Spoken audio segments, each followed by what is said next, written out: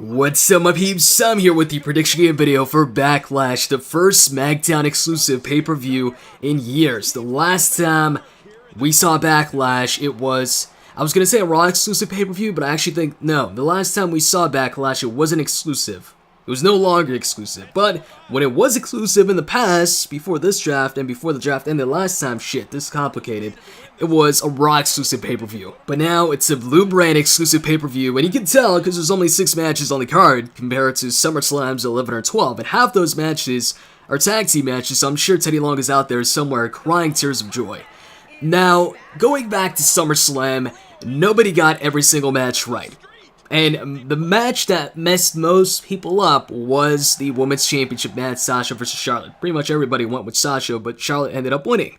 So, with Backlash only having 6 matches, somebody's bound to get them all right. So let's get started with the prediction game. So we started off with the first tag team match, the Usos versus the Hype Bros. I'm going to say the Usos win this match because first off, there's no point in the Hype Bros facing off against Heath, Slater, and Rhyno once again when they already lost to them in the semifinals, and on top of that, the Usos just turned heel by taking out the top tag team, so it wouldn't make sense for them to lose to the Hype Bros at this point. Moving on to the IC title match, I'm going to go with The Miz on this one because I think Ziggler's turning heel soon, and I think what's going to make him snap, what's going to make him make that switch, is him losing yet another big match, in this case, the IC title match to The Miz. He lost to Ambrose, he lost to Styles, and then losing to The Miz, that I think is going to make him snap and go, you know what?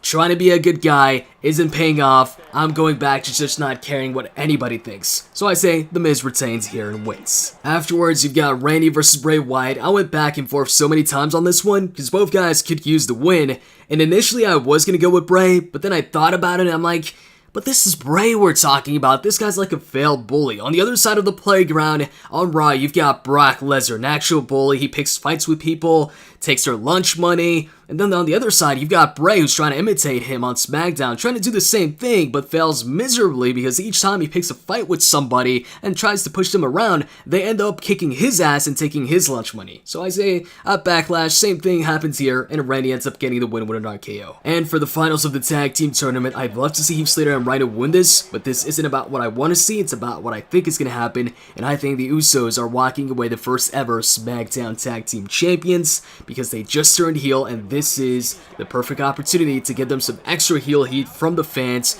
with them preventing Heath Slater from getting the contract by beating him in the tag team match. And this also sets them up for American Alpha's return once they return in 2 to 4 weeks. That way, the Usos will be the tag team champions, and American Alpha can go straight away chasing after the Usos and the tag team titles that the Usos cost them.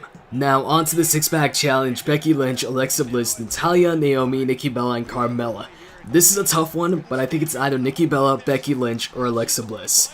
But due to Nikki Bella's feud with Carmella, I feel like that's the type of feud where they might cost each other the championship match. I could see Nikki Bella eliminating Carmella, and then Carmella coming back in the match and costing Nikki the championship. When it comes to Alexa, the reason why I bring her up is out of all the newcomers to the SmackDown Women's division, she's the most protected, and she's got 2 wins over Becky, so they're definitely behind her. But at the end of the day, I think I'm going to go with Becky Lynch, because Sasha Banks and Charlotte, the 2 that debuted alongside Becky on the same night, they both became Women's Champion on Raw. They're both at the top of that division on Raw, so I think at the same time we can see Becky Lynch at the top of the SmackDown division as a champion, and with Alexa Bliss getting 2 wins over her, she's already set when it comes to her next challenger. And for the main event, Dean Ambrose defending the WWE World Championship against AJ Styles. Looking forward to this one.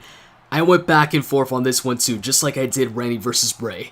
But at the end of it, I've decided to go with AJ Styles, and if you want to know why I'm going with AJ Styles, make sure to stay tuned tomorrow. I'll have a separate video just on that, explaining why. So that's it for my predictions. Now it's time for you guys to give me your predictions in the comment section below, and I do have a bonus question. Since there's only 6 matches, it's a bit too easy, so you also have to answer this correctly. Who's going to be the first woman to be eliminated in that 6-pack challenge? Let me know along with your match predictions. If you get them all right, then you win the prediction game. Hope you guys enjoyed this. If you did, you can click the like button. And with that said, I'm out. See ya.